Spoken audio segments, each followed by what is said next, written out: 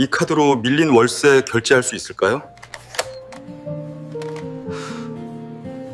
남자는 손에 쥔 카드를 쉽게 내려놓지 못했다.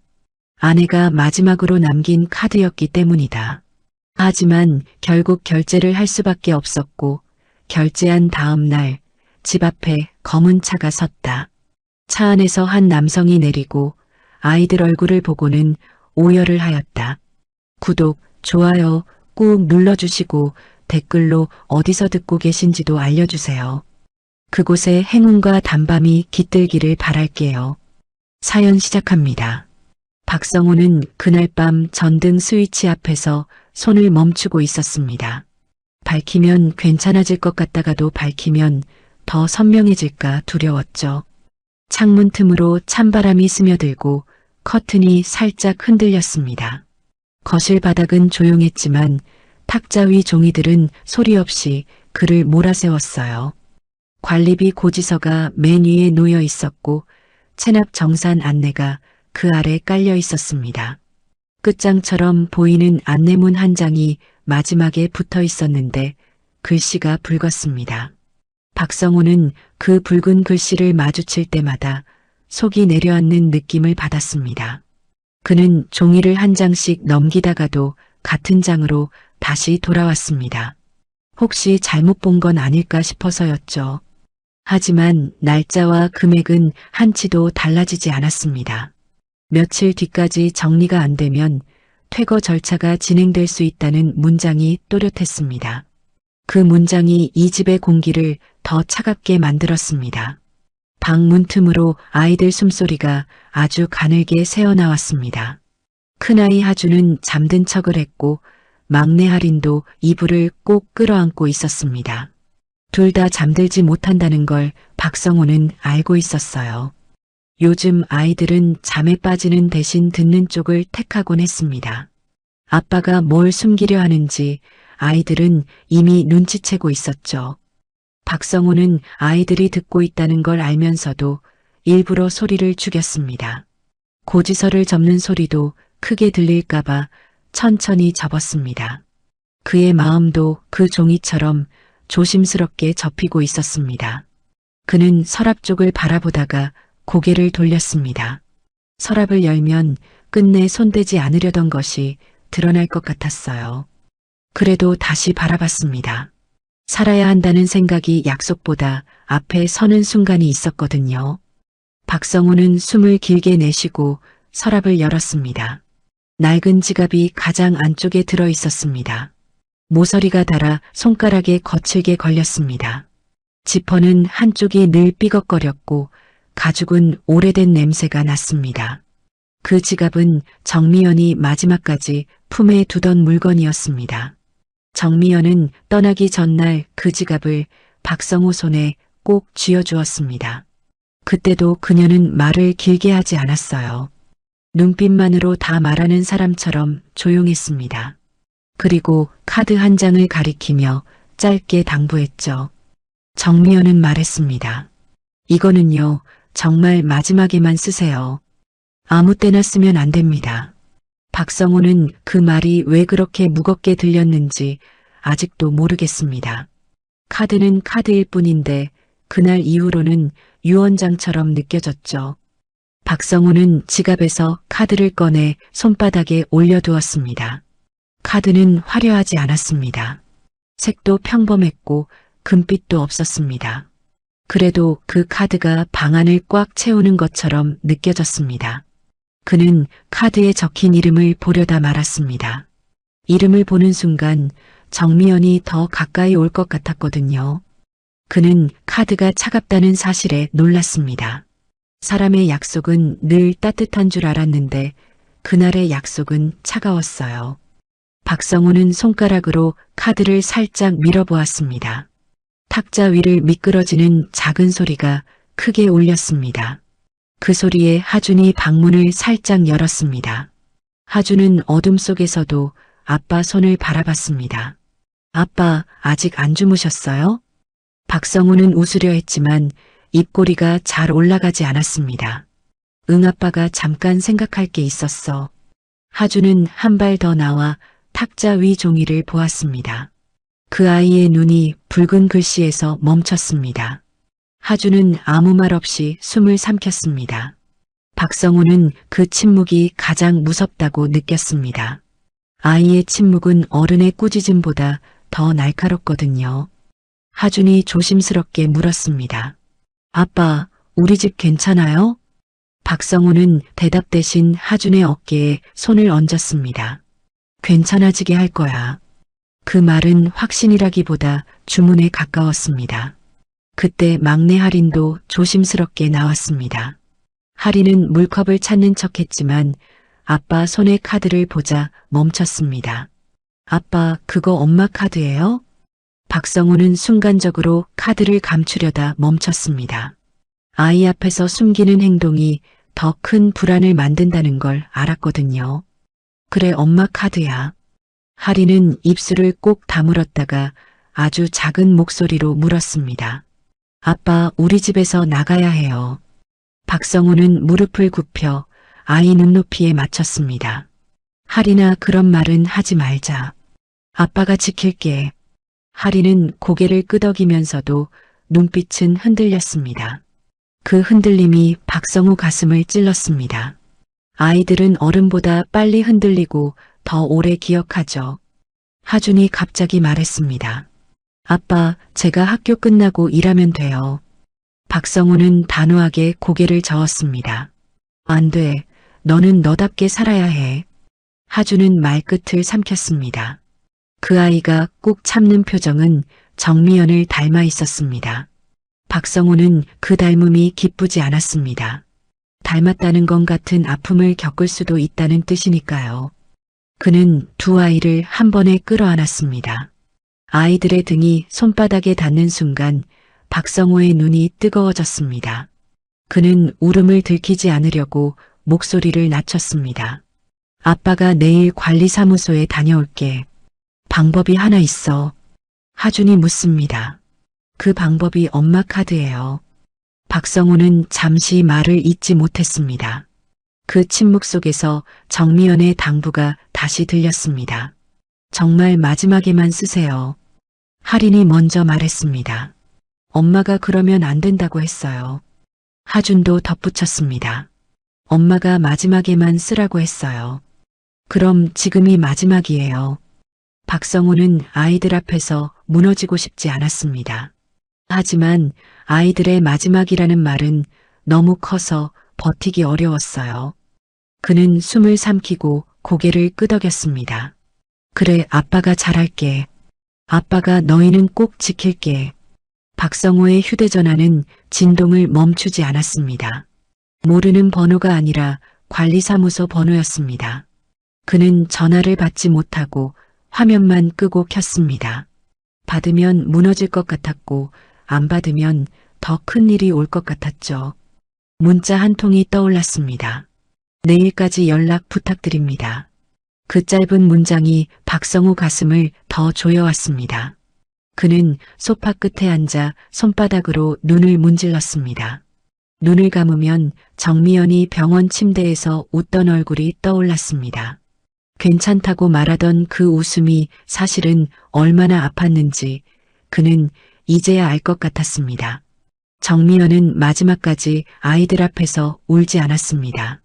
아이들 앞에서 울면 아이들이 먼저 무너질까봐 참았던 거죠. 박성호도 요즘은 울지 않으려고 애썼습니다. 하지만 눈물은 참을수록 목 뒤에 뜨겁게 고이더군요. 그는 부엌으로 가서 물을 한 컵 따랐습니다. 컵에 물이 차오르는 소리가 이상하게 크게 들렸습니다. 그 소리마저 아이들이 들을까봐 그는 컵을 천천히 내려놓았습니다. 그는 창문 밖을 바라봤습니다. 저 멀리 편의점 간판 불빛이 깜빡였습니다. 그 불빛은 동네 사람들에게는 평범한 밤이 이어진다는 증거일 텐데 박성호에게는 다른 뜻이었습니다. 세상은 그대로인데 우리 집만 멈춘 것 같다는 뜻이었죠. 그는 다시 탁자 위 종이를 보았습니다. 정상금이라는 단어가 유난히 크게 보였습니다. 정산이라는 말은 끝을 말하는 것처럼 들렸습니다. 그는 끝이라는 단어를 아이들 앞에서는 절대 말하지 않으려 했습니다. 그런데 아이들이 먼저 마지막이라고 말해버렸습니다. 그 사실이 박성우를 더 두렵게 했습니다. 그는 스스로에게 물었습니다. 정말 마지막인가요? 아니면 내가 마지막이라고 믿고 싶은 건가요? 하지만 답은 종이와 아이들 눈빛 속에 이미 적혀 있었습니다. 아이들은 다시 방으로 들어갔습니다. 문이 닫히는 소리가 작게 울렸습니다. 박성우는 탁자 앞에 홀로 남아 카드를 바라봤습니다. 카드 한 장이 사람을 불러올 수 있다는 걸 그는 아직 몰랐습니다. 그저 내일 하루만 넘기면 된다고 생각했어요. 오늘 밤만 무사히 지나가면 된다고 믿었습니다. 그 믿음이 얼마나 아슬아슬한지 모른 채로 말입니다. 박성우는 손등으로 입가를 훔쳤습니다. 그리고 아주 작은 소리로 정미연에게 사과했습니다. 당신 약속을 지킬 자신이 없어요. 그 말이 허공으로 사라졌습니다. 그는 카드를 다시 지갑에 넣었습니다. 지갑을 닫는 손끝이 떨렸습니다. 서랍을 닫는 소리가 방 안에 크게 퍼졌습니다. 마치 조용히 문이 하나 잠기는 것처럼 들렸습니다. 박성우는 새벽에 눈을 떴습니다. 눈을 뜬 것이 아니라 억지로 깨어난 느낌이었죠. 창밖이 아직 어둑한데도 심장은 이미 뛰고 있었습니다. 그는 아이들 방 문틈을 살폈습니다. 하주는 이불을 말아쥔 채 웅크려 있었고 하리는 입을 살짝 벌린 채 잠든 척을 하고 있었습니다. 박성우는 아이들이 잠들었다는 말을 믿지 않기로 했습니다. 요즘 이 집에서는 믿을 만한 것이 거의 없었거든요. 그는 부엌에서 찬물로 얼굴을 씻었습니다. 거울 속 얼굴이 한층 낯설어 보였습니다. 정미연이 떠난 뒤로 그의 얼굴은 자꾸만 늙어갔습니다. 그는 지갑을 꺼내 카드가 있는지부터 확인했습니다. 카드는 그대로 있었지만 손에 쥐는 순간 손끝이 저릿했습니다. 어제 서랍을 닫을 때 들리던 소리가 아직 귀에 남아 있었죠. 박성우는 숨을 길게 내쉬고 외투를 걸쳤습니다. 아침 공기는 살을 파고들 정도로 차가웠습니다.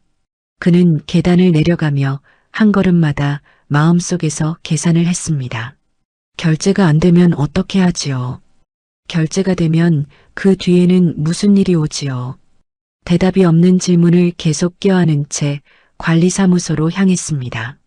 가는 길에 그는 우편함 앞에서 잠시 멈췄습니다. 다른 세대의 전단지 사이로 누렇게 바랜 공지문이 끼어 있었습니다. 주차 위반 안내와 수도 점검 안내가 섞여 있었는데 그 평범한 안내들이 오히려 부러웠습니다. 박성우는 자신의 집 우편함을 열지 않았습니다. 열면 또 붉은 글씨가 나올 것 같았거든요. 그는 발끝으로 눈을 한번 쓸고 지나가듯 걸었습니다. 발밑에서 자갈이 굴러가는 소리가 났습니다. 그 소리에 심장이 움찔했습니다. 관리사무소 앞에는 작은 난로가 켜져 있었습니다. 유리문 너머로 직원이 서류를 정리하는 모습이 보였죠. 박성우는 문 손잡이를 잡고 한번 멈췄습니다. 그는 사람들 앞에서 약해지는 걸 싫어했습니다. 하지만 지금은 약해질 수밖에 없었습니다. 그는 문을 열고 조용히 인사했습니다. 안녕하세요? 직원은 고개를 들고 박성우를 알아봤습니다. 아, 어제 연락드린 분이시죠? 박성우는 고개를 끄덕였습니다. 네, 제가 그 사람입니다.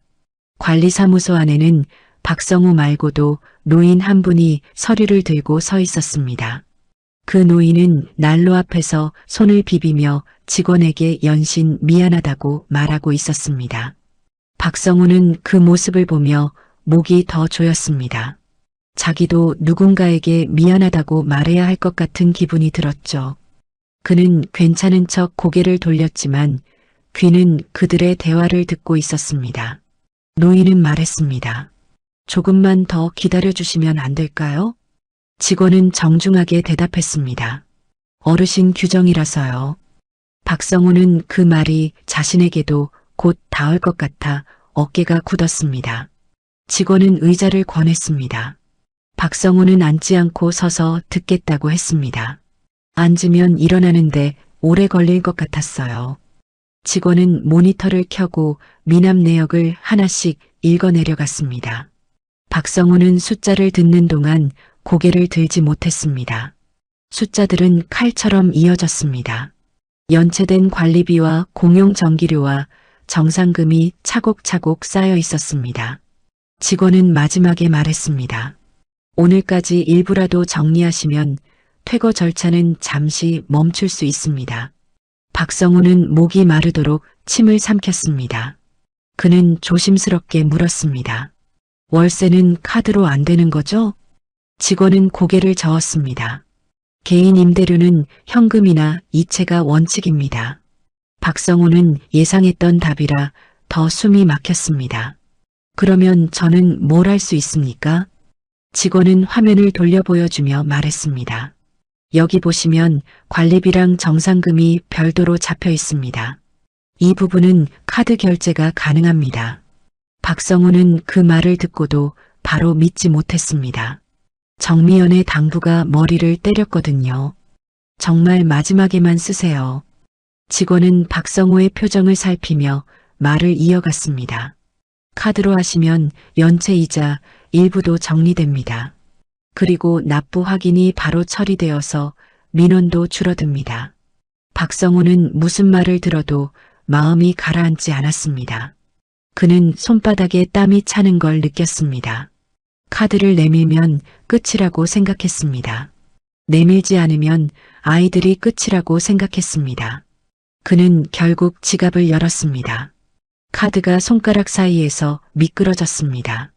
직원은 조용히 단말기를 앞으로 밀었습니다. 박성호는 카드의 앞면을 보지 않으려 애썼습니다. 그는 눈을 돌린 채 물었습니다. 결제하면 바로 되나요? 직원이 대답했습니다. 승인만 나면 바로 처리됩니다. 직원이 단말기를 정리하며 덧붙였습니다. 혹시 카드 한도가 부족하면 분할로도 가능합니다. 박성호는 고개를 저었습니다. 아닙니다. 한 번에 하겠습니다. 그 말은 용기처럼 들렸지만 사실은 두려움이었습니다. 2번 결제하는 순간 2번 더 정미연을 떠올려야 할 것 같았거든요. 직원은 영수증 아래쪽을 가리키며 설명했습니다. 여기 결제 내역에 상호가 찍힙니다. 문자도 같은 내용으로 가실 겁니다. 박성호는 그 문자를 상상하자마자 속이 울렁거렸습니다. 아이들이 그 문자를 보게 되면 뭐라고 해야 하나? 박성호는 카드를 단말기에 넣었습니다. 삐소리가 짧게 울렸습니다. 그 소리가 유난히 크게 들렸습니다. 직원은 화면을 확인하더니 말했습니다. 본인 인증을 위해 비밀번호 입력해 주세요. 박성호는 손가락을 들어 숫자를 눌렀습니다. 숫자 4개가 그렇게 멀게 느껴진 적은 없었습니다. 입력이 끝나자 잠시 정적이 흘렀습니다. 박성호는 그 짧은 정적이 심판처럼 느껴졌습니다. 그때 승인음이 울렸습니다. 딸깍하고 가벼운 소리였는데 박성호의 가슴에는 돌처럼 떨어졌습니다. 직원은 영수증을 뽑아 건넸습니다. 정상금 납부 확인되었습니다.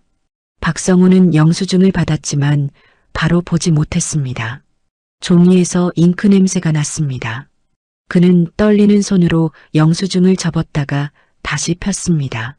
그 순간 눈에 들어온 이름이 있었습니다. 정미연. 박성호는 그 이름을 보자 숨이 멎는 듯 했습니다. 직원은 아무렇지 않게 말했습니다. 카드 명의가 이렇게 되어 있네요. 박성호는 억지로 고개를 끄덕였습니다. 네, 제 아내였습니다. 직원은 잠시 멈칫하더니 조심스럽게 물었습니다. 아내분께서 남겨주신 카드인가요? 박성호는 대답하지 못하고 입술만 달싹였습니다. 대답하는 순간 눈물이 나올 것 같았거든요. 직원은 말을 바꿔 박성호를 살폈습니다. 오늘은 이걸로 정리됐습니다. 다음 달부터는 이체로 월세만 정상 납부하시면 됩니다. 박성호는 고개를 숙인 채 감사하다고 말했습니다. 직원은 마지막으로 덧붙였습니다. 혹시라도 확인 전화가 올 수 있습니다. 건물 소유주 쪽에서 고액 연체 정산이 잡히면 가끔 직접 확인하시거든요. 박성호는 그 말에 심장이 다시 뛰기 시작했습니다. 직접 확인이요? 직원이 고개를 끄덕였습니다. 네, 가끔요. 박성호는 영수증을 주머니에 넣었습니다. 안도해야 하는데 오히려 불안이 커졌습니다. 정미연의 이름이 누군가의 화면에 뜨는 장면이 그려졌거든요. 결제가 끝나고 나오려는데 박성호의 휴대전화가 진동했습니다. 승인 문자가 도착한 겁니다. 그는 화면을 제대로 보지 못하고 잠금 화면만 닫았습니다. 문자 한 줄이 눈에 들어왔습니다. 결제 금액 승인 정미연. 박성호는 잠시 멈춰 섰습니다. 정미연이라는 이름이 아직도 세상에서 움직이고 있다는 느낌이 들었어요. 그 이름이 누군가의 기록으로 남는다는 사실이 갑자기 두려워졌습니다. 그는 주머니 속에서 영수증을 다시 만지작거렸습니다. 종이가 손끝에 걸리며 바스락 소리를 냈습니다. 그 소리가 마치 경고처럼 들렸죠. 관리사무소를 나오자 아침 햇빛이 골목을 비추고 있었습니다. 햇빛은 밝았지만 박성호 마음은 밝아지지 않았습니다. 그는 골목 끝 편의점 앞에서 한 번 더 멈췄습니다. 아이들이 좋아하는 따뜻한 우유를 하나라도 사가고 싶었습니다. 그가 할 수 있는 위로는 늘 작았습니다. 냉장고 앞에서 우유를 집어들었는데 손이 자꾸 떨려 뚜껑이 흔들렸습니다. 그는 속으로 정미연에게 말했습니다. 당신이 남긴 카드로 내가 우유를 사면 안 되는 건가요? 그 질문이 우스웠지만 웃음은 나오지 않았습니다. 그는 계산대 앞에서 지갑을 열었다가 닫았습니다. 오늘은 또 카드를 꺼내면 안 될 것 같았어요. 그래서 현금으로 계산했습니다. 동전이 손바닥에서 따뜻하게 식어갔습니다.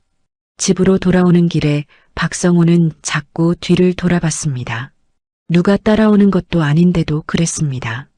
그는 스스로를 다독였습니다. 오늘은 정산만 한 겁니다. 큰일은 아닙니다. 그런데 마음속에서는 다른 목소리가 자꾸만 올라왔습니다. 큰일이 아니면 왜 이렇게 떨리나요? 박성호는 그 목소리를 억누르며 발걸음을 더 빠르게 옮겼습니다. 오늘만은 조용히 넘어가야 한다고 생각했습니다. 아이들만 지키면 된다고 믿었습니다. 하지만 영수증 속 이름은 조용히 넘어갈 수 있는 것이 아니었습니다. 박성호는 아직 몰랐습니다. 그 승인음이 누군가의 발걸음을 이 골목으로 불러들이고 있다는 사실을요. 박성호는 관리사무소를 나서며 어깨를 한번 크게 움츠렸습니다. 아침 햇빛이 골목을 비추고 있었지만 그 빛이 마음까지 닿지는 않았어요. 그는 손에 쥔 영수증을 주머니 속으로 깊게 밀어 넣었습니다. 보지 않으면 없는 일처럼 느껴질까 봐서였죠. 하지만 종이는 접힐수록 더 선명해지는 법이었습니다. 주머니 안에서 바스락거리는 소리가 걸음을 따라왔습니다. 편의점 문이 자동으로 열리며 작은 종소리가 났습니다. 박성호는 아이들 얼굴이 떠올라 우유 진열대를 바라봤어요. 하리는 아침마다 따뜻한 우유를 좋아했고 하주는 초코 우유를 찾곤 했습니다. 그는 우유 2개를 집었다가 잠시 멈췄습니다. 카드를 쓰지 않겠다는 다짐이 몸보다 먼저 손을 붙잡았거든요. 결국 우유 하나만 내려놓고 현금으로 계산했습니다. 동전이 계산대 위에서 굴러가는 소리가 괜히 크게 들렸습니다. 집으로 향하는 골목은 평소와 다르지 않았습니다. 빨래가 널린 창문들 사이로 이웃의 아침 소리가 흘러나왔죠. 어디선가 라디오 소리가 들리고 누군가는 통화를 하고 있었습니다. 박성호는 그 평범함이 이상하게 부러웠습니다. 자기 집만 세상에서 살짝 밀려난 것 같은 기분이 들었거든요. 그는 몇 번이나 뒤를 돌아봤습니다. 누군가 따라오는 것도 아닌데 마음이 자꾸만 불안했습니다. 현관 앞에 섰을 때 박성호는 손잡이를 바로 잡지 못했습니다. 문을 열면 아이들 눈을 마주쳐야 했고 괜찮다고 말해야 했습니다. 괜찮다는 말이 점점 거짓말처럼 느껴져서 망설여졌어요. 그는 숨을 고르고 문을 열었습니다. 아이들 신발이 가지런히 놓여 있는 모습이 눈에 들어왔습니다. 그 장면만으로도 마음이 조금 내려앉았습니다. 할인이 먼저 뛰어나왔습니다. 아빠 왔어요? 아이의 목소리는 밝았지만 그 밝음이 오래 연습된 것처럼 느껴졌습니다. 박성우는 웃으며 고개를 끄덕였습니다. 응, 아빠 왔어. 그는 우유 봉지를 내밀었습니다. 할인이 좋아하는 거야. 할인은 봉지를 받아들고 잠시 아빠 얼굴을 살폈습니다. 아이의 눈이 묻는 것 같았어요. 오늘은 괜찮은 날이에요. 하주는 천천히 거실로 나왔습니다. 아빠 손에 다른 봉투가 없는지부터 확인하는 눈빛이었습니다. 박성우는 그 시선을 모른 척했습니다. 학교 갈 준비했니? 네. 하준의 대답은 짧았고 단정했습니다. 그 아이가 말을 아낄수록 박성우의 마음은 더 무거워졌습니다. 아침 식탁에는 간단한 반찬이 놓였습니다. 정미연이 살아있을 때 늘 하던 방식 그대로였죠. 박성우는 그 자리를 지키며 아이들 밥을 챙겼습니다. 숟가락 부딪히는 소리만 오갔고 말은 많지 않았습니다. 할인이 갑자기 물었습니다. 아빠 어제 카드 쓰면 안 된다고 했잖아요. 박성우는 숟가락을 내려놓았습니다. 응, 엄마가 그렇게 말했지. 할인은 고개를 끄덕이며 다시 밥을 먹었습니다. 더 묻지 않는 그 태도가 오히려 박성우를 찔렀습니다. 하준이 식탁을 정리하며 조심스럽게 말했습니다. 아빠 관리사무소는 다녀왔어요. 박성우는 고개를 끄덕였습니다. 응, 다녀왔어. 괜찮아요. 그 질문은 질문이 아니었습니다. 확인에 가까웠죠. 박성우는 잠시 망설이다가 대답했습니다. 오늘은 괜찮아. 오늘이라는 말에 힘을 주었습니다. 영원한 괜찮음이 아니라는 걸 아이들도 알고 있을 테니까요. 아이들이 학교에 갈 준비를 하러 방으로 들어갔습니다. 박성우는 식탁에 남아 컵을 정리했습니다. 그때 휴대전화가 진동했습니다. 문자 알림이었습니다. 그는 화면을 바로 보지 않았습니다. 문자를 읽는 순간 무언가가 시작될 것 같았거든요. 하지만 잠금 화면 위로 몇 글자가 스쳤습니다. 정미연. 그 이름이 다시 한번 박성우를 붙잡았습니다. 그는 결국 화면을 열었습니다. 결제 승인 알림이 짧게 적혀 있었습니다. 금액과 날짜 그리고 카드명이. 정미연이라는 이름이 또렷했습니다. 박성우는 손바닥으로 화면을 덮었습니다. 마치 이름을 가리면 기억도 가려질 것처럼 말이죠. 하지만 기억은 더 또렷해졌습니다. 그는 소파에 앉아 잠시 눈을 감았습니다. 정미연이 아이들 머리를 쓰다듬던 장면이 떠올랐습니다. 괜찮다고 말하던 그녀의 얼굴도 겹쳐졌습니다. 그 말이 거짓말이었는지 용기였는지 이제야 헷갈렸습니다. 박성우는 조용히 중얼거렸습니다. 미연아, 오늘은 내 약속을 어겼어. 말이 공기 속으로 흩어졌습니다.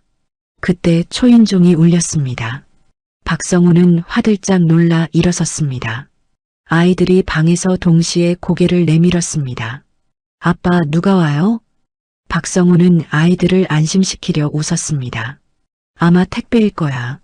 하지만 마음속에서는 다른 생각이 고개를 들었습니다. 문자를 보자마자 누군가 움직인 건 아닐까요? 그는 현관으로 다가가 문을 열기 전 잠시 멈췄습니다. 손잡이에 손을 얹은 채 숨을 고르며 생각했습니다. 오늘은 조용히 지나가야 한다고요. 하지만 조용히 지나가는 날은 이미 끝났다는 예감이 들었습니다. 박성우는 문을 열었습니다. 그 순간부터 이 집의 하루는 더 이상 어제와 같을 수 없게 됩니다. 초인종 소리가 집안 공기를 단숨에 바꿔놓았습니다. 박성우는 현관 손잡이에 손을 얹은 채 한 박자 늦게 숨을 들이마셨습니다. 문을 열기 전부터 심장이 먼저 달려나가고 있었죠. 방 안에서는 하준과 할인이 동시에 문틈으로 얼굴을 내밀었습니다. 두 아이의 눈은 같은 질문을 하고 있었습니다. 누가 왔느냐고 묻지 않아도 그 눈빛이 그렇게 말하고 있었어요. 박성호는 아이들에게 들릴 만큼 부드럽게 말했습니다. 아빠가 볼게. 아이들을 뒤로 물리듯 손바닥을 내보이며 현관 앞으로 한 걸음 더 나갔습니다. 그는 문고리를 돌리기 전에 귀를 기울였습니다. 복도에는 말소리가 없었습니다. 발소리도 없었습니다. 그래서 더 불안했어요. 소리가 없는 방문은 대체로 좋은 소식이 아니었거든요. 문이 열리자 겨울 공기가 바로 들어왔습니다. 복도 바닥의 냉기가 발끝으로 훑고 지나갔습니다. 문 앞에는 남자가 서 있었습니다. 낯선 남자치고는 자세가 지나치게 단정했습니다. 흰머리가 섞인 머리칼은 뒤로 가지런히 넘겨져 있었고 회색 코트는 먼지 한 톨 없었습니다. 그의 손에는 작은 서류 봉투가 들려 있었습니다. 그 봉투가 택배보다 더 무서워 보였어요. 남자는 박성호를 위아래로 천천히 살피지 않았습니다. 그 대신 마치 이미 알고 있다는 표정으로 정면을 바라보고 있었습니다. 박성호는 순간 자신이 속옷을 드러낸 사람처럼 부끄럽고 두려웠습니다. 그래서 더 예의 바르게 인사했습니다. 안녕하세요. 남자는 고개를 아주 작게 끄덕이며 대답했습니다. 예, 안녕하십니까? 그 목소리는 크지 않았습니다. 하지만 차분한 목소리에는 이상한 무게가 실려 있었어요. 박성호는 본능적으로 한 발 뒤로 물러날 뻔했습니다. 남자는 자기 소개를 먼저 꺼냈습니다. 윤태근이라고 합니다. 그 이름은 박성호에게 의미가 없었습니다. 하지만 남자의 표정은 자기 이름이 어떤 힘을 갖고 있는지 이미 알고 있는 얼굴이었죠. 남자는 현관 안쪽을 살짝 바라봤습니다. 박성호는 그 시선을 막으려고 몸을 옆으로 움직였습니다. 아이들은 아직 방에서 나오지 않았는데도 박성호는 아이들이 이미 노출된 느낌을 받았습니다. 그는 조심스럽게 물었습니다. 무슨 일로 오셨습니까? 남자는 서류 봉투를 가볍게 들어 보이며 말했습니다. 이 건물 관리 관련해서 확인할 게 있습니다. 박성호는 심장이 내려앉는 느낌을 받았습니다. 예감이 맞았다는 생각이 들었죠. 그는 곧바로 고개를 숙이며 말했습니다. 죄송합니다. 제가 오늘 정산을 했습니다. 남자는 박성호의 사과를 바로 받지 않았습니다. 그 사과가 필요한 상황인지 아직 판단하지 않았다는 눈빛이었습니다. 그 눈빛이 더 무서웠습니다. 남자는 짧게 묻습니다. 결제하신 분이 박성호 씨 맞습니까? 박성호는 고개를 끄덕였습니다. 네, 제가 했습니다. 남자는 다시 묻습니다.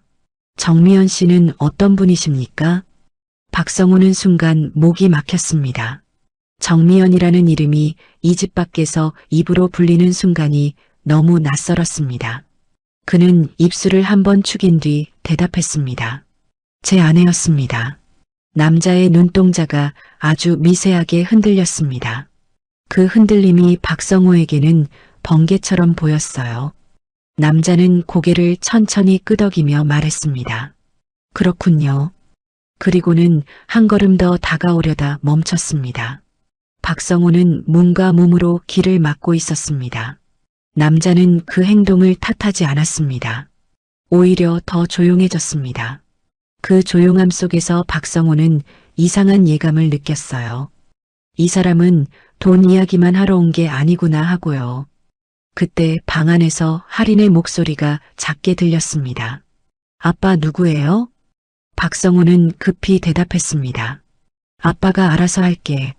하지만 할인은 이미 문 쪽으로 한 발 내딛고 있었습니다.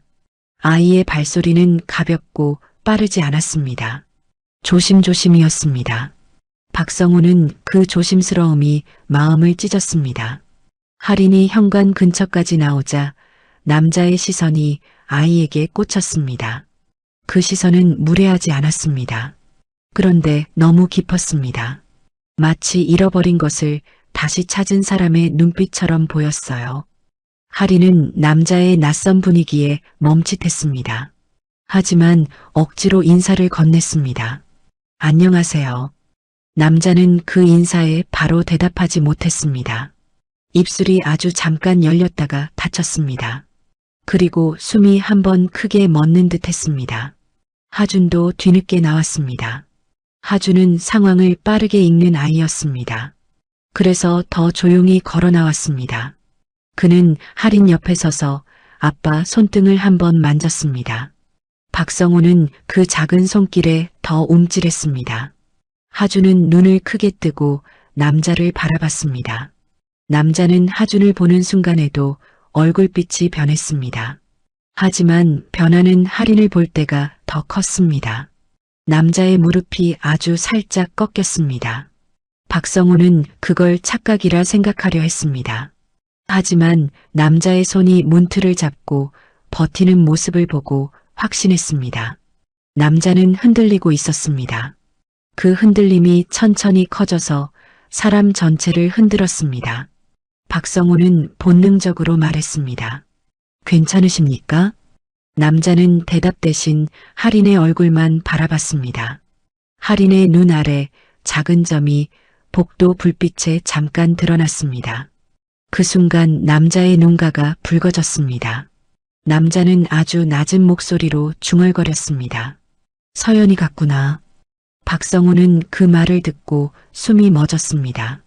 누구의 이름인지 몰랐지만 그 말투는 너무 개인적이었어요. 하리는 알아듣지 못했지만 분위기를 느꼈습니다. 하리는 아빠 뒤로 반걸음 숨었습니다. 박성호는 할인을 감싸며 남자에게 물었습니다. 지금 무슨 말씀을 하시는 겁니까? 남자의 얼굴이 굳더니 곧 무너졌습니다. 그가 평생 지켜온 단단함이 사라지는 순간 같았죠. 남자는 버티던 손을 놓고 결국 바닥에 주저앉았습니다. 정장 바지가 바닥에 닿는 소리가 났습니다. 그 소리는 크지 않았지만 박성호에게는 천둥처럼 들렸습니다. 하준이 놀라서 말했습니다. 할아버지 아프세요? 하준의 입에서 할아버지라는 말이 나온 건 순전히 나이 때문이었습니다. 하지만 남자는 그 단어를 듣고 더 크게 숨을 떨었습니다.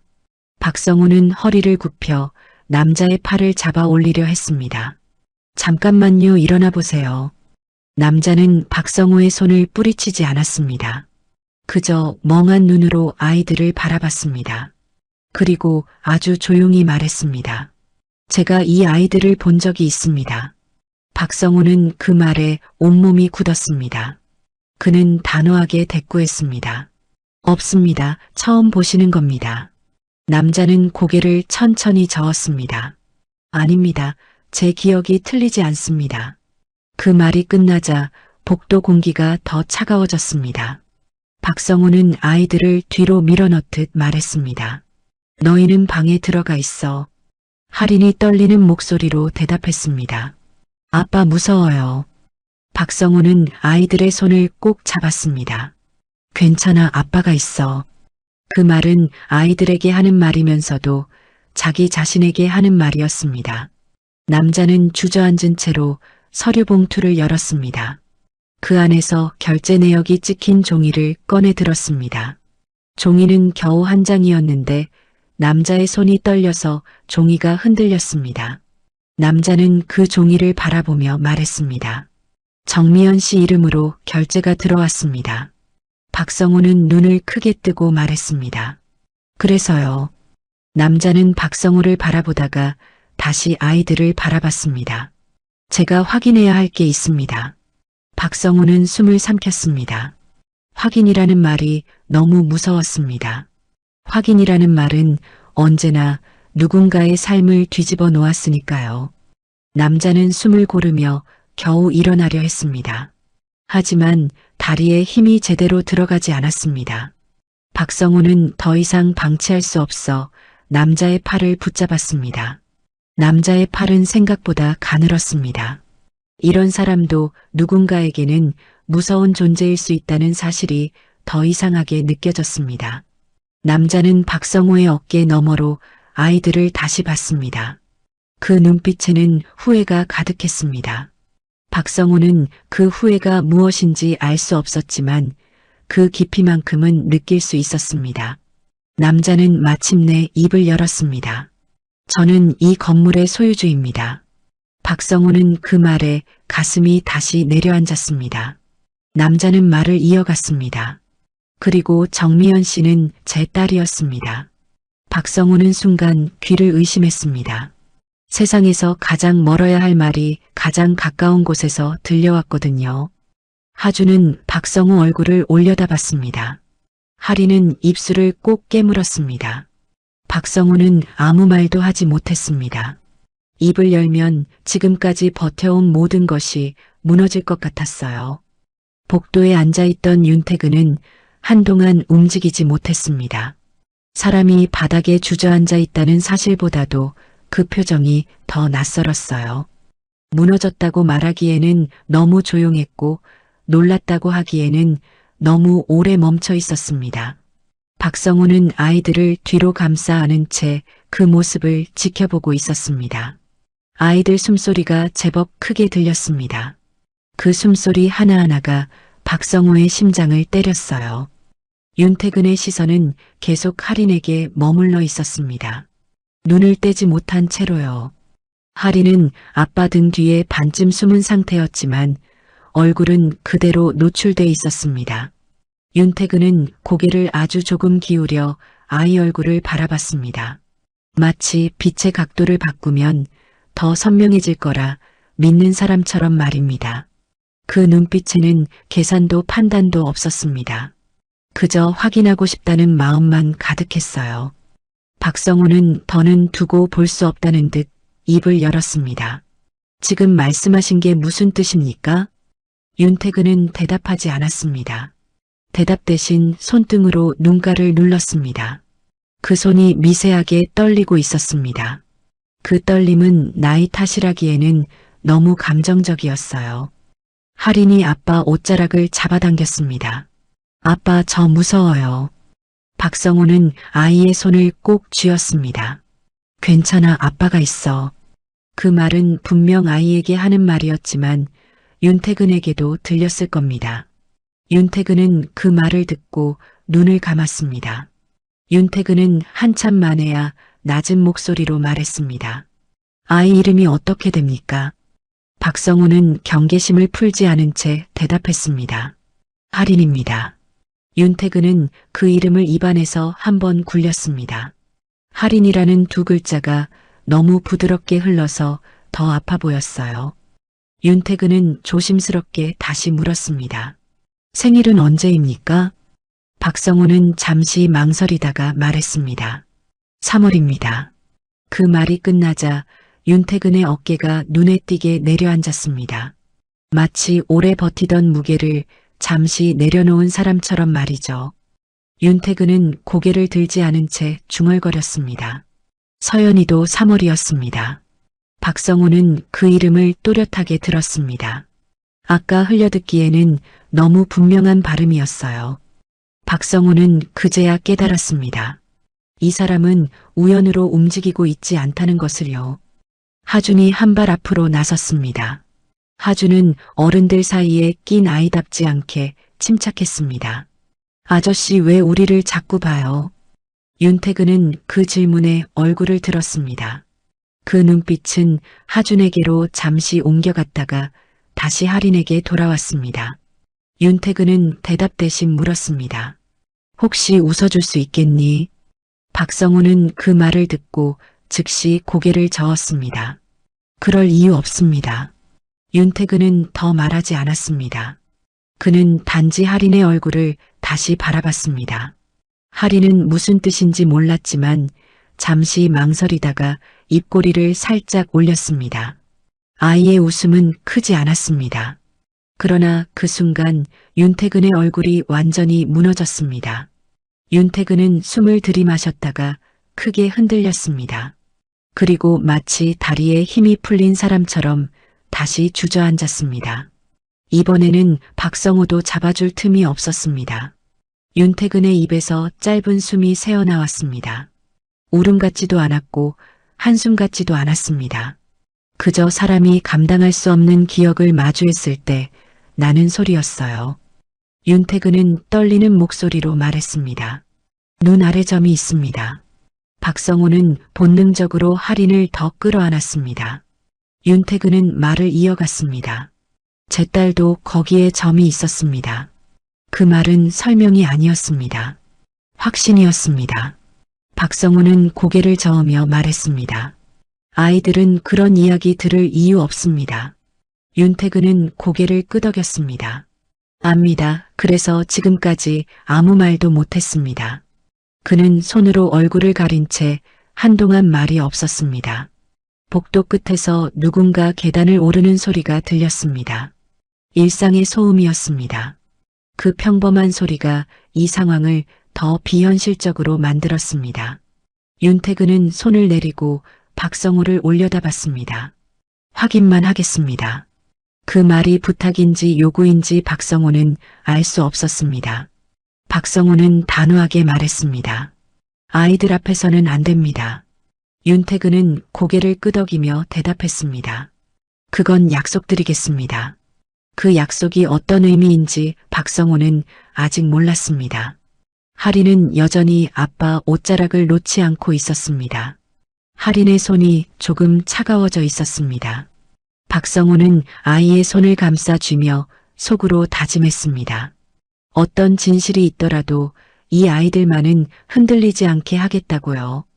윤태근은 천천히 일어섰습니다.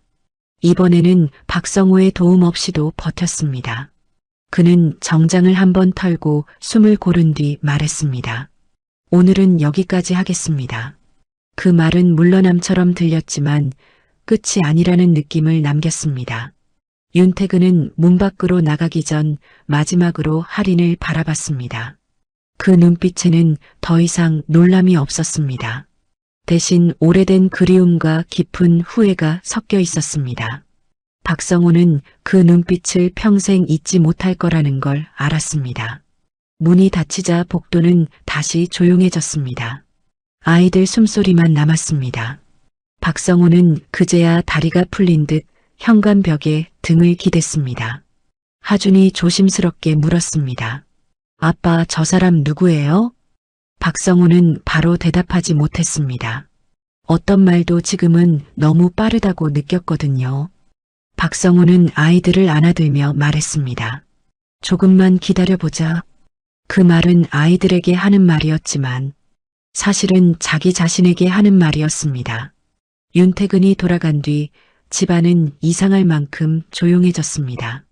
문이 닫히는 소리는 크지 않았는데 그 뒤에 남은 공기가 무겁게 내려앉아 있었죠. 박성호는 한동안 현관에 그대로 서 있었습니다. 몸을 움직이면 지금까지 붙들고 있던 균형이 무너질 것 같았거든요. 아이들은 신발장 옆에서 서로를 바라보고 있었습니다. 하리는 아빠 옷자락을 놓지 않았고 하주는 말없이 동생 어깨를 감싸고 있었습니다. 박성호는 조심스럽게 아이들을 안쪽으로 이끌었습니다. 들어가서 앉아 있어라. 그 말은 명령이 아니라 부탁에 가까웠습니다.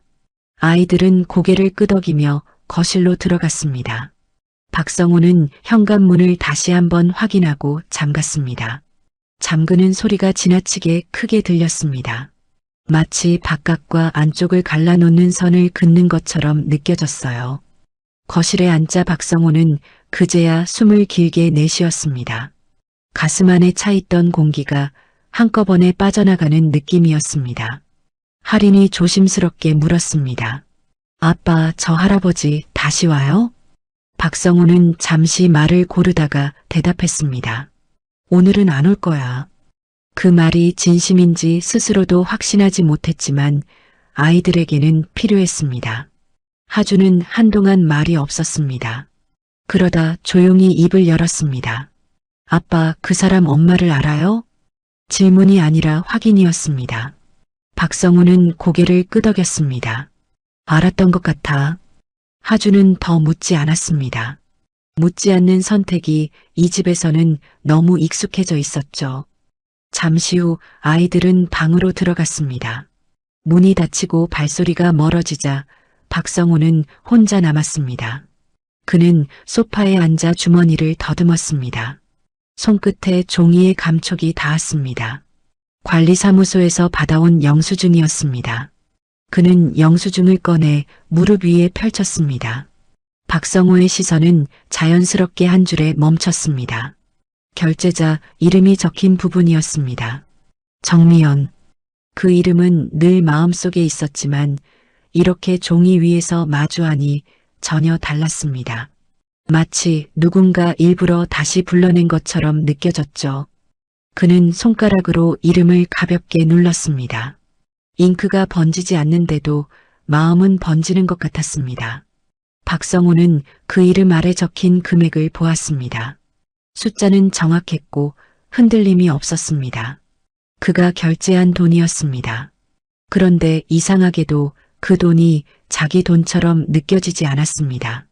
정미연이 여전히 무언가를 결정하고 있는 것 같은 기분이 들었거든요. 그는 휴대전화를 꺼냈습니다. 결제 문자가 아직도 화면에 남아 있었습니다. 정미연이라는 이름이 다시 한번 눈에 들어왔습니다. 박성호는 그 문자를 몇 번이고 닫았다가 다시 열었습니다. 마치 읽을수록 다른 의미가 나타날 것처럼 말이죠. 그때 문득 이상한 생각이 스쳤습니다. 정미연은 왜 이 카드의 명의를 바꾸지 않았을까 하는 생각이었습니다. 아내는 현실적인 사람이었습니다. 아이들 문제 앞에서는 특히 더 그랬죠. 그런 사람이 자신의 이름을 그대로 남겨두었다는 사실이 마음에 걸렸습니다. 박성호는 서랍을 열어 지갑을 꺼냈습니다.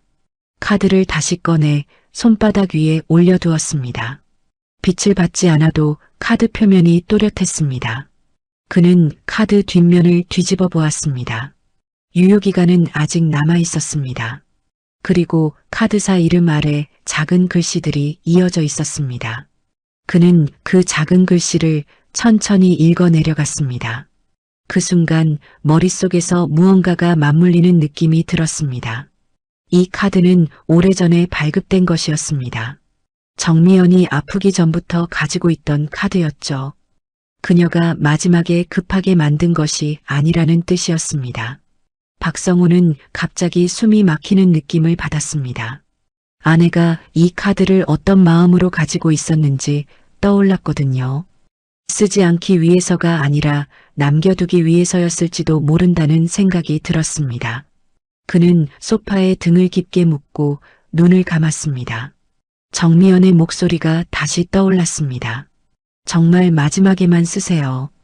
그 말은 쓰지 말라는 뜻이 아니라 마지막까지 버티겠다는 뜻이었을지도 모릅니다. 박성호는 그제야 깨달았습니다.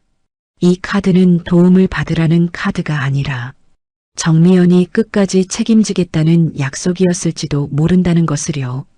그는 혼잣말처럼 중얼거렸습니다. 미연아, 너는 끝까지 혼자였구나.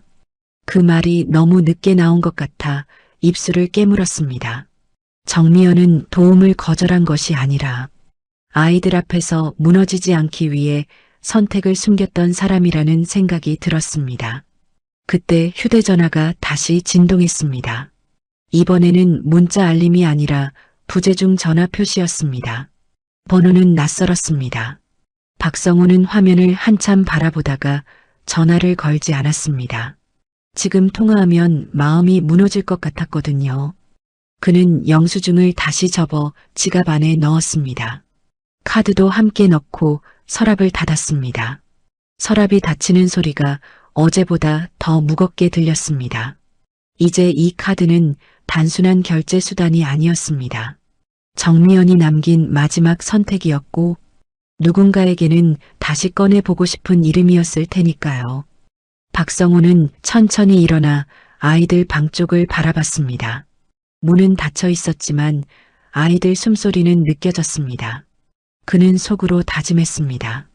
어떤 사람이 다시 찾아오더라도, 어떤 과거가 드러나더라도 이 아이들 앞에서는 흔들리지 않겠다고요.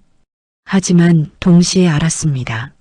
정미연의 이름이 다시 세상에 찍힌 이상 이 이야기는 여기서 끝나지 않을 거라는 것을요.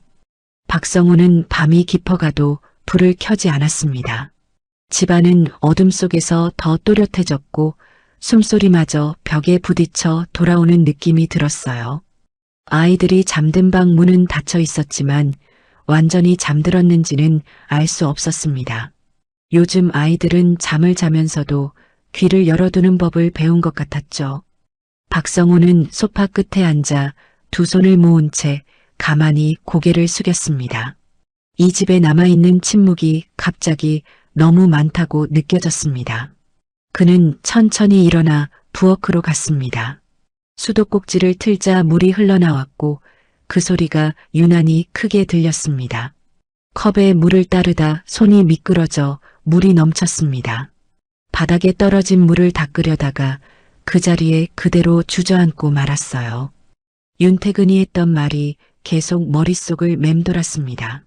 정미연은 제 딸이었습니다. 그 한 문장이 박성호의 하루를 전부 바꿔놓았습니다. 박성호는 자신이 알고 있던 정미연을 떠올렸습니다. 말수가 적었고 감정을 쉽게 드러내지 않았습니다. 힘든 날에도 아이들 앞에서는 웃었고 아픈 날에도 괜찮다고 말했습니다. 그런 사람이 재벌의 딸이라는 사실은 전혀 어울리지 않았습니다. 그래서 더 혼란스러웠어요. 자신이 아내에 대해 얼마나 모르고 살았는지 갑자기 깨닫게 되었거든요. 그때 현관 쪽에서 작은 소리가 났습니다. 문을 두드리는 소리였습니다. 박성호는 몸이 먼저 반응해 일어섰습니다. 시계를 보니 밤늦은 시간이었습니다. 이 시간에 찾아올 사람은 많지 않았습니다. 그는 잠시 망설이다가 문으로 다가갔습니다. 문을 열자 윤태근이 서 있었습니다. 아까와 달리 코트는 벗어들고 있었고 얼굴에는 피곤이 그대로 묻어 있었습니다. 윤태근은 먼저 고개를 숙였습니다. 늦은 시간에 죄송합니다. 박성호는 문을 반쯤만 열어둔 채 대답했습니다. 무슨 일로 다시 오셨습니까? 그 목소리는 차분하려 애썼지만 경계심을 숨기지 못했습니다. 윤태근은 잠시 말을 고르다가 입을 열었습니다. 아이들 앞에서는 하지 못한 말이 있습니다. 박성호는 고개를 돌려 아이들 방 쪽을 한번 바라봤습니다. 그리고 문을 조금 더 열었습니다. 잠깐만요. 윤태근은 조용히 안으로 들어왔습니다. 두 사람은 거실에 마주 앉았습니다. 불은 켜지지 않았지만 서로의 얼굴은 어둠 속에서도 충분히 보였습니다. 윤태근은 손을 무릎 위에 올려놓고 한동안 말이 없었습니다. 그 침묵이 박성호를 더 긴장하게 만들었습니다. 먼저 입을 연 쪽은 윤태근이었습니다. 제가 딸의 병을 알고 있었습니다. 박성호의 심장이 크게 뛰었습니다. 윤태근은 고개를 숙인 채 말을 이었습니다. 이미 많이 진행된 상태라는 것도 알고 있었습니다. 박성호는 숨을 삼켰습니다. 그 사실이 가장 먼저 나와야 할 말이었는데 이제야 나온다는 게 너무 잔인하게 느껴졌어요. 윤태근은 천천히 말을 이어갔습니다. 그래도 저는 바로 찾아가지 않았습니다. 그 말이 끝나자 방 안 공기가 더 무거워졌습니다. 윤태근은 손을 꽉 쥐며 말했습니다. 조건을 내걸었습니다. 박성호는 참지 못하고 물었습니다. 무슨 조건입니까? 윤태근은 고개를 들지 않은 채 대답했습니다. 돌아오면 치료해주겠다고 했습니다. 제 말대로 살면 모든 걸 해결해주겠다고 했습니다. 그 말은 사과가 아니었습니다. 도움도 아니었습니다. 통제였습니다. 박성호는 그제야 정미연의 얼굴이 떠올랐습니다. 아프면서도 끝까지 집을 떠나지 않으려 했던 이유가 이해되기 시작했습니다. 윤태근은 낮은 목소리로 말했습니다. 그 아이는 제 말을 거절했습니다. 아이들을 데리고 돌아갈 수 없다고 했습니다. 그날 이후로 연락이 끊겼습니다. 윤태근의 목소리가 흔들렸습니다. 저는 기다리면 돌아올 줄 알았습니다. 부모니까요. 그 말에 박성호는 고개를 들었습니다. 부모라는 단어가 이렇게 무겁게 들린 적은 없었습니다. 윤태근은 결국 얼굴을 들고 박성호를 바라봤습니다. 제가 딸을 버린 겁니다. 그 말은 변명처럼 들리지 않았습니다. 오히려 너무 늦게 나온 고백이었습니다. 박성호는 한동안 아무 말도 하지 않았습니다. 이야기를 듣는 동안 분노보다 먼저 밀려온 것은 허탈함이었습니다. 아내가 혼자 버텨왔던 시간이 눈앞에 겹쳐졌거든요. 병원 침대에서도 아이들 걱정만 하던 모습이 떠올랐습니다. 그 모든 시간이 선택의 결과였다는 사실이 박성호의 가슴을 짓눌렀습니다. 윤태근은 조심스럽게 말을 이었습니다. 아이들을 보자 모든 게 무너졌습니다. 제가 한 선택이 어떤 결과를 만들었는지 그제야 알았습니다. 그는 고개를 숙이며 덧붙였습니다. 사과할 자격이 없다는 것도 압니다. 박성호는 천천히 숨을 내쉬었습니다. 그리고 아주 조용히 말했습니다. 미연이는 끝까지 아무 말도 하지 않았습니다. 저한테도 당신 이야기를 한 적이 없습니다. 그 말에 윤태근의 어깨가 크게 흔들렸습니다. 박성호는 말을 이어갔습니다. 그 사람은 늘 선택을 혼자 했습니다. 아이들 앞에서 흔들리지 않으려고요. 아마 당신을 원망하지도 않았을 겁니다. 그 말은 위로가 아니었습니다. 사실이었습니다. 윤태근은 손으로 얼굴을 가렸습니다. 어깨가 작게 떨렸습니다. 박성호는 그 모습을 보며 이상한 감정을 느꼈습니다. 미움만 남아야 할 자리에서 연민이 스며들고 있었습니다. 그 연민이 가장 두려웠습니다. 잠시 후 윤태근은 자리에서 일어났습니다. 아이들 앞에서는 아무 말도 하지 않겠습니다. 다만 시간을 주십시오. 제가 무엇을 할 수 있는 사람인지 증명할 시간을 주십시오. 박성호는 대답하지 않았습니다. 대답 대신 현관 쪽을 바라봤습니다. 윤태근은 그 시선을 이해한 듯 고개를 끄덕였습니다. 문을 나서기 전 그는 마지막으로 말했습니다. 저는 더 이상 조건을 내걸지 않겠습니다. 문이 닫히자 박성호는 그대로 서 있었습니다. 조건이라는 단어가 머릿속에서 천천히 사라지고 있었습니다. 그 자리에 남은 것은 선택이라는 단어였습니다. 정미연이 했던 선택, 그리고 이제 자신이 해야 할 선택. 박성호는 아이들 방 문 앞에 섰습니다. 문을 열지는 않았습니다. 그저 조용히 말했습니다. 아빠가 잘할게. 그 말은 누구에게 들려주기 위한 것도 아니었습니다. 스스로를 붙잡기 위한 약속이었습니다. 밤이 깊어지자 집안은 다시 고요해졌습니다. 윤태근이 다녀간 뒤 공기는 한층 더 무거워졌고 박성호는 그 무게를 온몸으로 느끼고 있었습니다. 시계 초침 소리가 유난히 크게 들렸고 냉장고에서 나는 미세한 소음도 귀에 걸렸습니다. 박성호는 거실 불을 끄지 못한 채 소파에 앉아 있었습니다.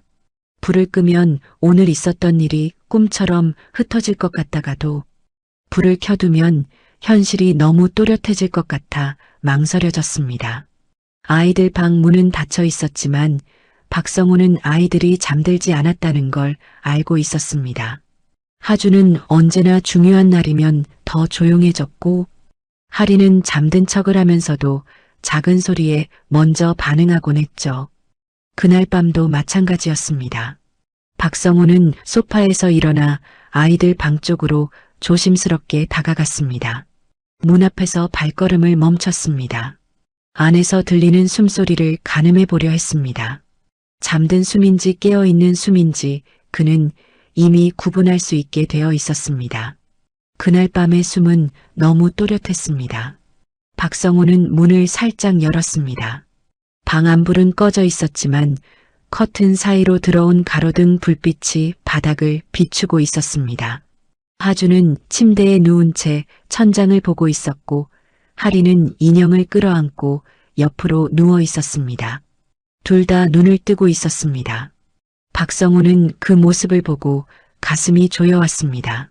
아이들 앞에서 아무 일 없는 척하려던 마음이 그 순간 무너졌습니다. 그는 낮은 목소리로 불렀습니다. 아직 안 자고 있었니? 하린이 먼저 대답했습니다. 아빠 무서운 꿈 꿀 것 같아서요.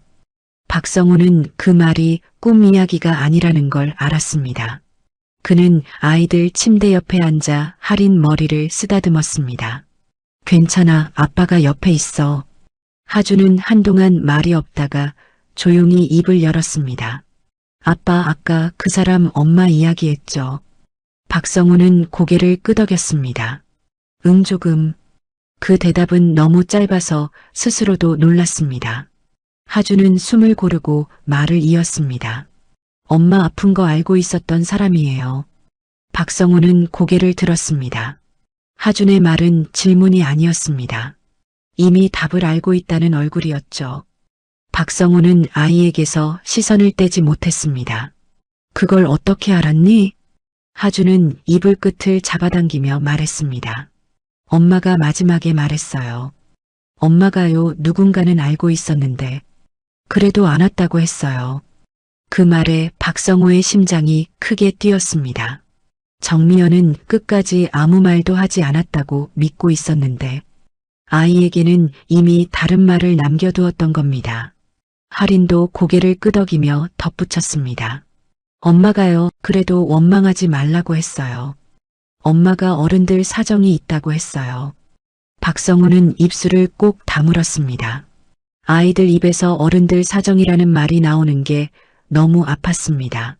그 말은 아이들이 어른들 마음을 먼저 이해하려 애썼다는 뜻이었으니까요. 박성우는 아이들 사이에 앉았습니다. 침대가 조금 꺼지며 아이들이 자연스럽게 그에게 기대왔습니다. 그 무게가 너무 소중해서 그는 꼼짝하지 않았습니다. 하준이 다시 말했습니다. 엄마 카드도요. 박성우는 숨을 삼켰습니다. 그 카드 쓰면 안 된다고 했지. 하준은 고개를 저었습니다. 안 쓴다고 한 게 아니에요. 엄마가요, 그 카드. 엄마가 없는 나를 위해 둔 거라고 했어요.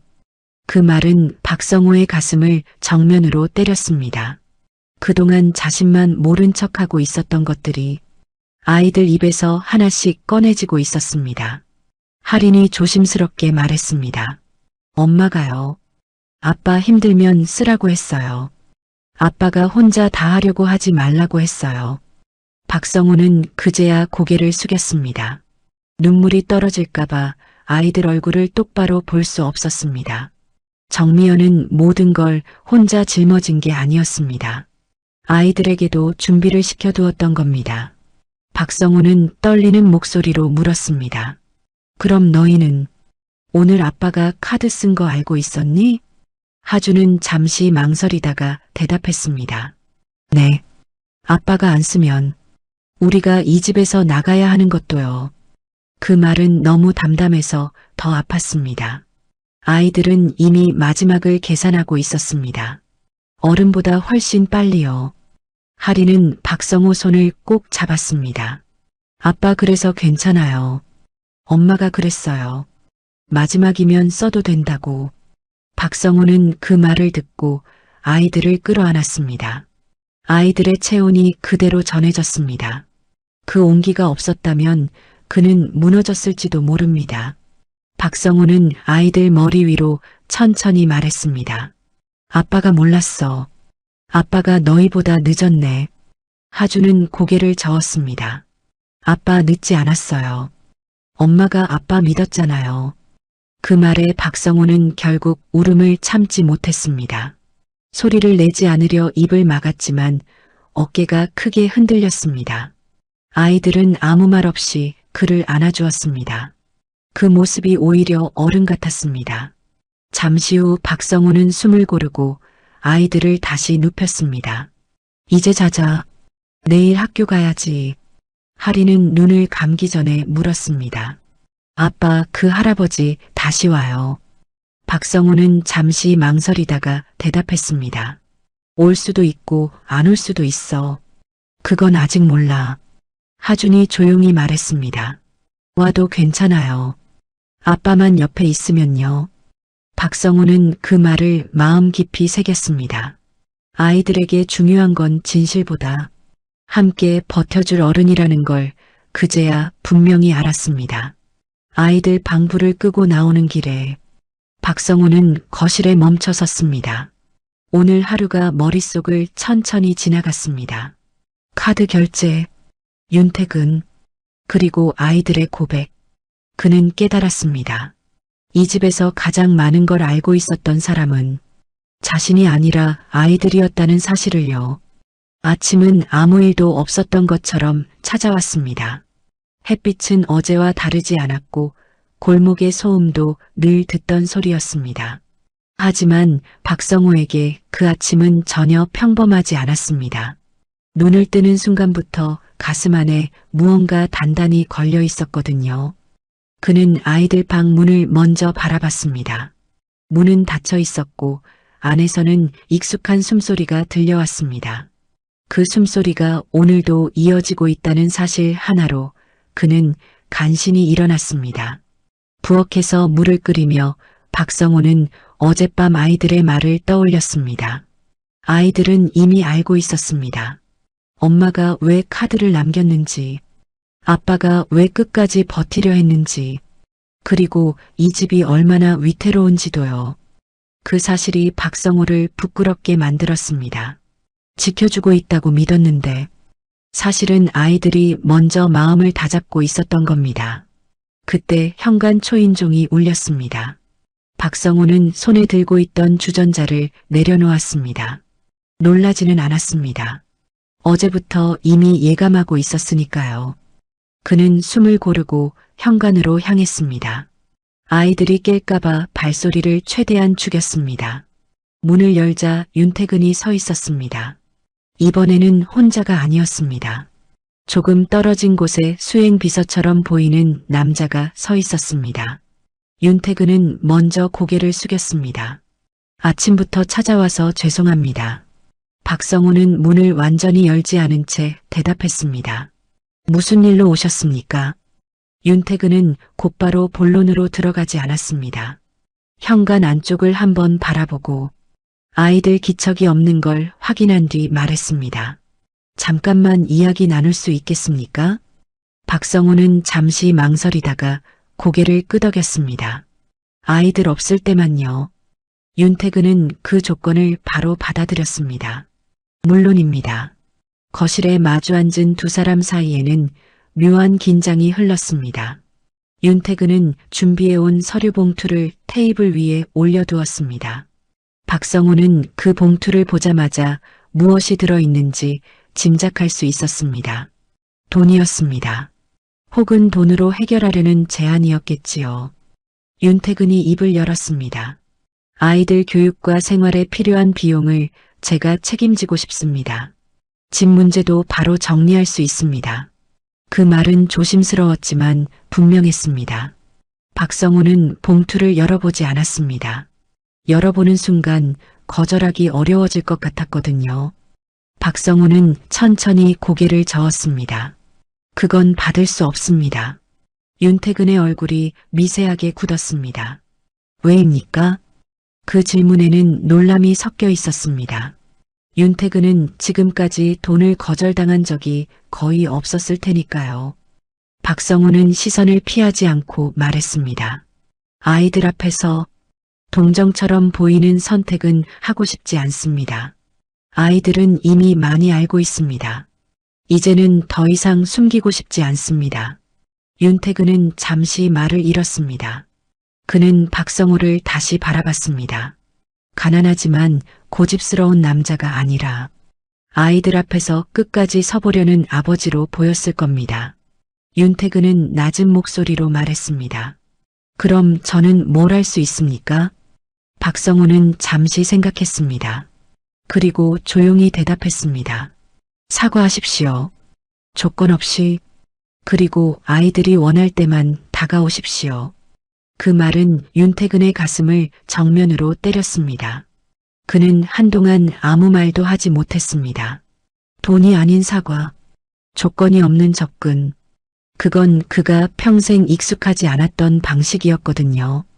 윤태근은 깊게 숨을 들이마신 뒤 고개를 숙였습니다. 제가 늦었습니다. 너무 늦었습니다. 그 말은 계산이 없는 말이었습니다. 박성호는 그제야 윤태근의 어깨가 조금 내려앉은 걸 보았습니다. 그때 아이들 방문이 열리는 소리가 났습니다. 할인이 졸린 얼굴로 나왔습니다. 아빠. 박성호는 자리에서 일어나 아이에게 다가갔습니다. 왜 깼어? 물 마시려고요. 하리는 거실에 있는 윤태근을 힐끗 바라봤습니다. 윤태근은 자리에서 일어나 아이와 눈높이를 맞췄습니다. 그리고 아무 말도 하지 않았습니다. 그저 고개만 숙였습니다. 하리는 그 모습을 한참 바라보다가 박성호 손을 다시 잡았습니다. 하준도 문 앞에 서 있었습니다. 하준은 상황을 한눈에 읽었습니다. 윤태근의 손에 들린 봉투, 박성호의 단단한 표정, 그리고 집안에 흐르는 묘한 공기. 하준은 조용히 말했습니다. 아빠 괜찮아요. 그 말은 박성호에게 결정처럼 들렸습니다. 그는 아이들 손을 꼭 잡고 윤태근을 바라봤습니다. 오늘은 돌아가 주세요. 아이들이 먼저입니다. 윤태근은 고개를 끄덕였습니다. 알겠습니다. 다음에는 허락을 받고 오겠습니다. 그 말에는 이전과 다른 무게가 실려 있었습니다. 문이 닫히고 난 뒤 박성호는 아이들을 안아들었습니다. 아이들의 체온이 그대로 전해졌습니다. 그 온기 속에서 그는 확신했습니다. 돈보다 중요한 선택을 했다는 것을요. 윤태근이 돌아간 뒤 집안에는 다시 정적이 내려앉았습니다. 아이들은 각자 방으로 들어갔고 박성호는 거실에 홀로 남았습니다. 아침 햇살이 커튼 틈으로 들어왔지만 마음은 조금도 밝아지지 않았습니다. 그는 소파에 앉아 한동안 움직이지 못했습니다. 몸보다 마음이 먼저 지쳐버린 상태였죠. 어젯밤부터 이어진 일들이 머릿속에서 천천히 겹쳐지고 있었습니다. 박성호는 문득 정미연의 물건들을 떠올렸습니다. 아내가 떠난 뒤에도 그대로 두었던 작은 상자 하나가 있었습니다. 열어보지 않겠다고 스스로에게 약속했던 상자였습니다. 그 안에는 아내의 선택이 고스란히 담겨 있을 것 같아서요. 하지만 그날만큼은 그 약속을 지킬 수 없었습니다. 그는 자리에서 일어나 안방 장롱 아래를 열었습니다. 낮은 서랍 안쪽에 작은 상자가 숨겨져 있었습니다. 상자를 꺼내는 손이 조금 떨렸습니다. 마치 오래 잠들어 있던 시간을 깨우는 기분이었죠. 상자를 열자 종이 냄새와 함께 익숙한 향이 스쳤습니다. 정미연이 쓰던 향이었습니다. 상자 안에는 오래된 수첩과 봉투 몇 장이 차곡차곡 들어 있었습니다. 박성호는 그중 하나를 조심스럽게 집어들었습니다. 봉투 겉면에는 아무 글자도 없었습니다. 그 무심함이 오히려 정미연답게 느껴졌습니다. 봉투를 여는 순간 박성호는 숨을 멈췄습니다. 안에는 카드와 함께 작은 메모 한 장이 들어 있었습니다. 그 메모는 정미연의 글씨였습니다. 삐뚤지 않고 또박또박한 글씨였죠. 박성호는 그 글씨를 보는 순간 눈시울이 뜨거워졌습니다. 그는 천천히 글을 읽어 내려갔습니다. 이 카드는 누구한테 받았다고 생각하지 말아요. 아이들 앞에서 당신이 고개 숙이지 않았으면 좋겠어요. 박성호는 그 문장에서 잠시 멈췄습니다. 정미연은 끝까지 자신이 누구의 딸인지 쓰지 않았습니다. 대신 남편의 얼굴과 아이들의 시선을 먼저 떠올리고 있었습니다. 그는 다시 글을 읽었습니다. 정말 필요할 때만 쓰세요. 그게 마지막이면 괜찮아요. 그때는 미안해하지 않아도 됩니다. 박성호의 손에서 메모가 천천히 내려왔습니다. 그동안 자신이 느꼈던 죄책감이 한 줄 한 줄 풀리는 느낌이 들었습니다. 정미연은 이미 이 순간을 알고 있었던 겁니다. 남편이 망설일 것도, 아이들이 눈치챌 것도, 그리고 누군가 이 카드를 통해 찾아올지도요. 그는 메모를 다시 봉투에 넣지 못했습니다. 손에 쥔 채로 한참을 앉아 있었습니다. 눈물이 떨어지지 않게 고개를 들고 천장을 바라봤습니다. 하지만 눈물은 결국 떨어졌습니다. 소리 없이 흘러내렸습니다. 그때 방문이 열리는 소리가 났습니다. 하준이 조심스럽게 거실로 나왔습니다. 아빠가 깨어 있다는 걸 알고 있었던 눈빛이었습니다. 박성호는 급히 메모를 접으려다 멈췄습니다. 숨길 필요가 없다고 느껴졌거든요. 하주는 소파 앞에 서서 물었습니다. 아빠, 엄마 글씨예요. 박성우는 고개를 끄덕였습니다. 그래, 엄마가 남긴 거야. 하주는 메모를 보며 잠시 말이 없었습니다. 하주는 조심스럽게 말했습니다. 엄마가 이런 거 많이 남겨놨죠. 그 말에 박성우는 고개를 숙였습니다. 응, 아빠가 너무 늦게 봤어. 하주는 고개를 저었습니다. 늦지 않았어요. 엄마는 아빠가 결국 볼 거라고 했어요. 그 말은 박성우의 마음을 깊이 찔렀습니다. 정미연은 끝까지 남편을 믿고 있었던 겁니다. 박성우는 하준을 끌어안았습니다. 하준의 어깨가 작게 떨렸습니다. 아이는 이미 많이 울어본 아이의 모습이었습니다. 그때 하린도 나왔습니다. 하린은 졸린 얼굴로 아빠와 오빠를 바라보다가 메모를 보고 말했습니다. 엄마 글씨다. 박성우는 하린을 무릎 위에 앉혔습니다. 하린은 메모를 한참 바라보다가 말했습니다. 엄마가요. 아빠 미워하지 말라고 했어요. 그 말은 박성우를 완전히 무너뜨렸습니다. 정미연은 미워할 사람보다 지켜야 할 사람을 먼저 남겼던 겁니다. 박성우는 아이들을 끌어안은 채 말했습니다. 엄마는 너희를 끝까지 지키려고 했어. 그리고 아빠도 믿었어. 아이들은 말없이 고개를 끄덕였습니다. 그 끄덕임은 이해이자 약속처럼 보였습니다. 박성우는 그제야 알았습니다. 이 집에서 가장 강했던 사람은 정미연이었고 그 다음은 아이들이었다는 사실을요.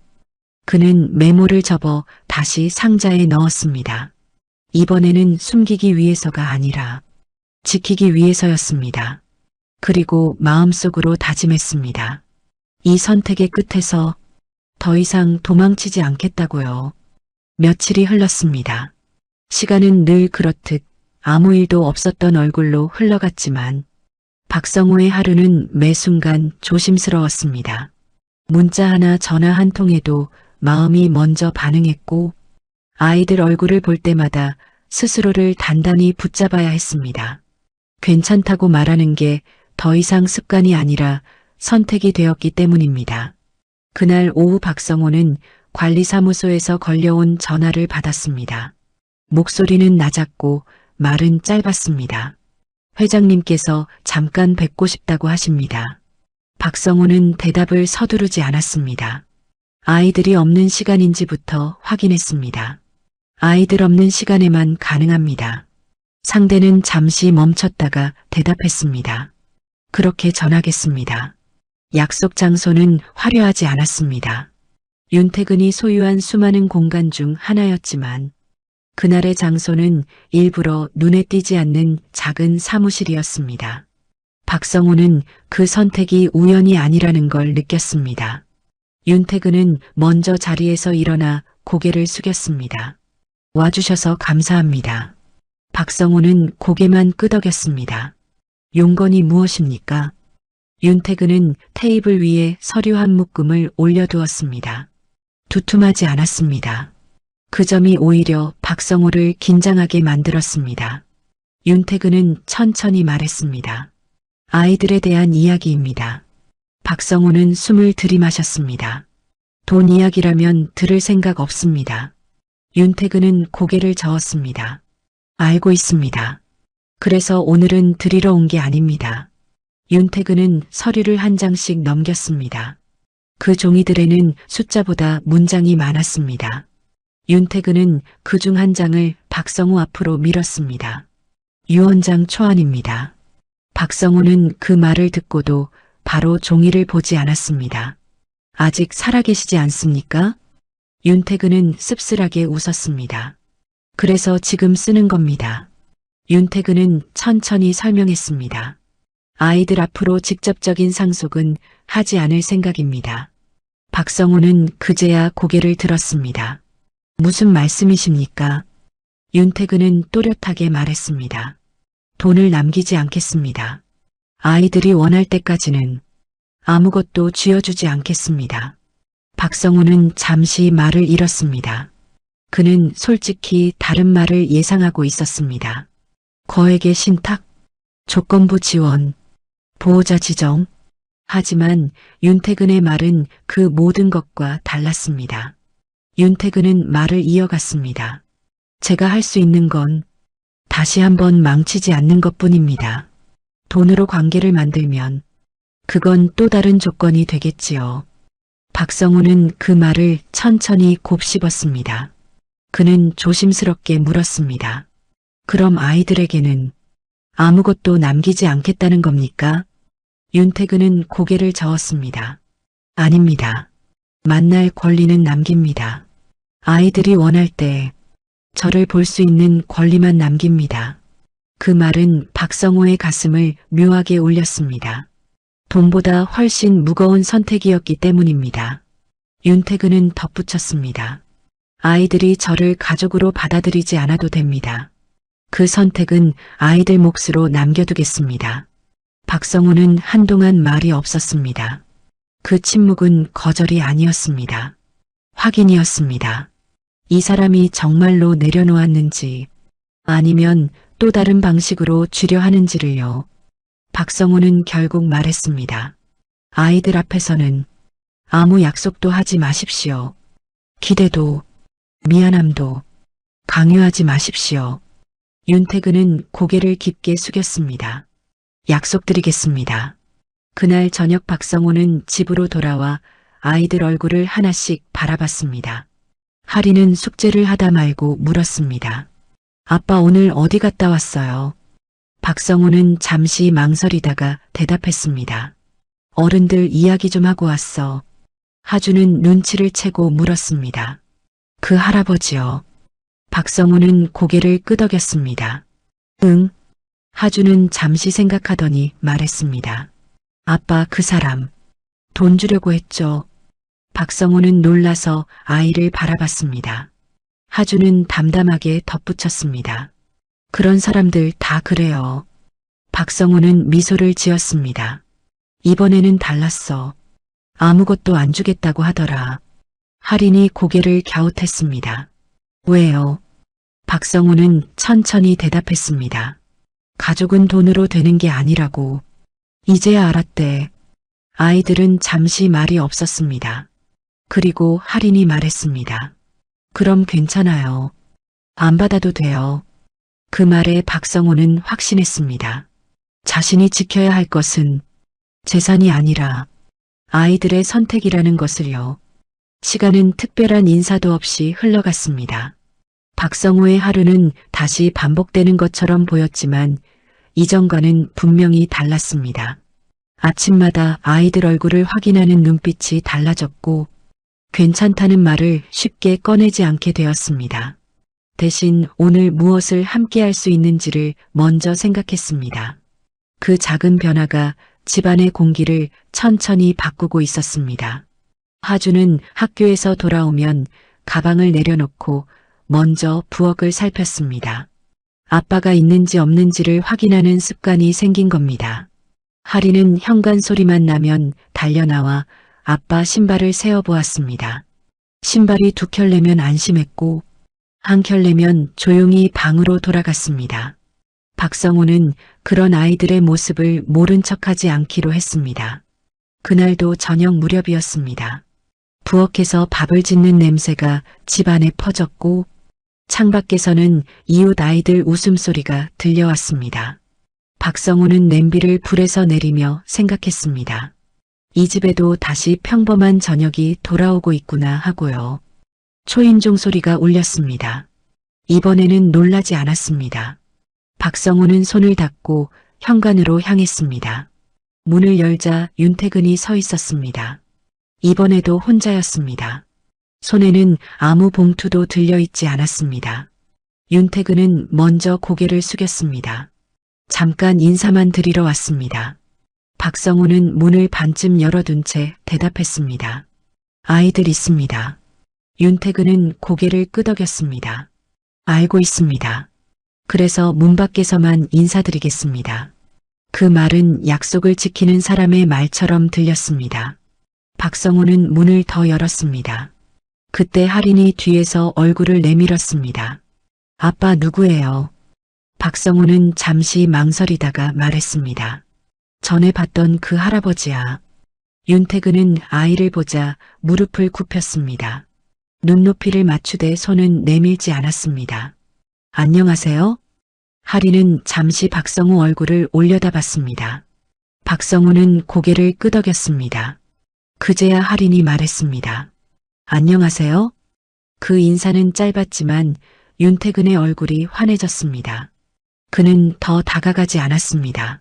그저 한 걸음 물러서며 말했습니다. 저는 오늘 이것만 전하려고 왔습니다.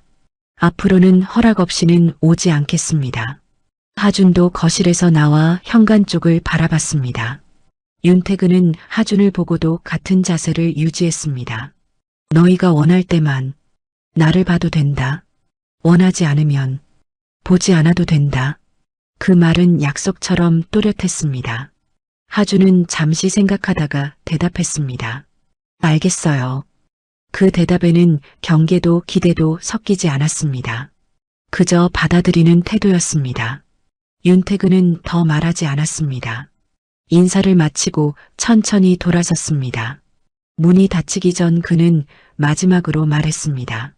미연이는 끝까지 잘 살았습니다. 그 말은 변명이 아니었습니다. 확신처럼 들렸습니다. 문이 닫히고 나자 집안은 다시 조용해졌습니다. 하지만 그 조용함은 이전과 달랐습니다. 하리는 박성우 손을 잡고 말했습니다. 아빠 배고파요. 박성우는 웃으며 대답했습니다. 그래, 밥 먹자. 식탁에 둘러앉은 세 사람은 평소처럼 밥을 먹었습니다. 하주는 학교 이야기를 했고 하리는 친구 이야기를 했습니다. 박성우는 고개를 끄덕이며 하나하나 들어주었습니다. 대단한 말은 없었지만 그 시간 자체가 약속처럼 느껴졌습니다. 식사가 끝난 뒤 하린이 말했습니다. 아빠 엄마 사진 꺼내도 돼요. 박성우는 잠시 멈췄다가 고개를 끄덕였습니다. 그래. 박성우는 서랍에서 사진 액자를 꺼냈습니다. 정미연이 웃고 있는 사진이었습니다. 하리는 사진을 바라보다가 말했습니다. 엄마 웃고 있어요. 하준도 조용히 덧붙였습니다.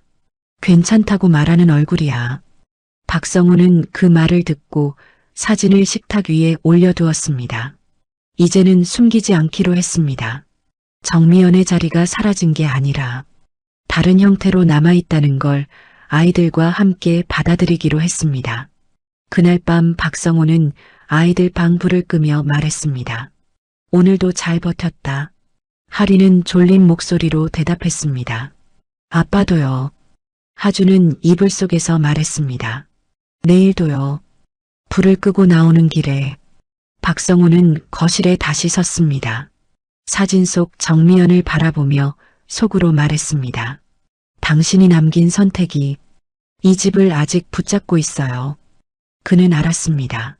이 이야기는 기적이 아니라 남겨진 사람들이 서로를 놓지 않기로 한 선택의 기록이라는 것을요. 이 이야기가 가슴에 남는다면 구독, 좋아요, 알림 설정 꾹 눌러주세요. 누군가의 인생이 당신의 이야기일 수 있습니다.